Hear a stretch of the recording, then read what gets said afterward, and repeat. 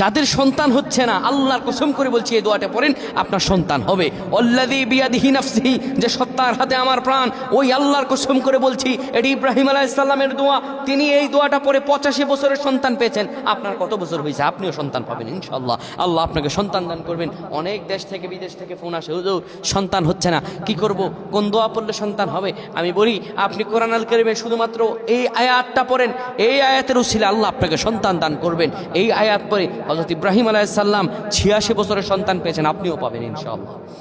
আল্লাহ রাব্বুল আলামিন কোরআন আল কারীমকে বলেছেন শিফাউল লিন্নাস, এই কোরআন হলো শিফা।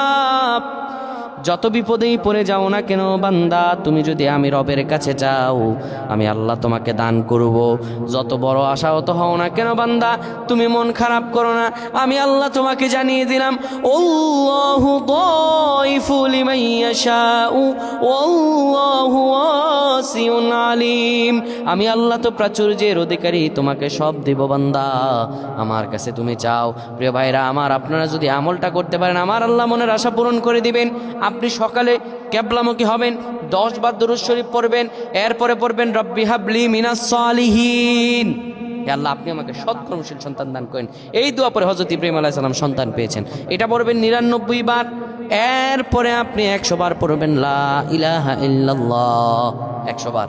এরপরে সুবহানাল্লাহ 100 বার পড়বেন। আবার 10 বার দুরূদ শরীফ পড়ে আল্লাহর কাছে নেক সন্তান চাইবেন, আমার আল্লাহ সব কিছু আপনাকে দান করবেন। আল্লাহুম্মা আমিন।